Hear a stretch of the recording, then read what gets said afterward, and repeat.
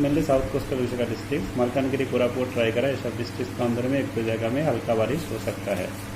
फिर कल से मेनली हमारा मालकानगिरी, कोरापुट, रायगढ़, ये तीनों गजपति, गंजाम, ये सब डिस्ट्रिक्ट, उसका साथ नवरंगपुर और कालाहांडी, ये सब डिस्ट्रिक्ट में भी एक दो जगह में 30 से 22 जो नवंबर इस पीरियड में रेनफॉल एक दो जगह करके होने का चांसेस है। टेम्परेचर ज़्यादा चेंजेस नहीं होगा, बट अभी नॉर्थ उड़ीसा में ग्रेजुअली थोड़ा सा डिक्रीज होने का चांसेस है। भुवनेश्वर सिटी में पार्टी क्लाउडी स्काई रहेगा और मिनिमम टेम्परेचर 23 का आसपास रहने का चांस।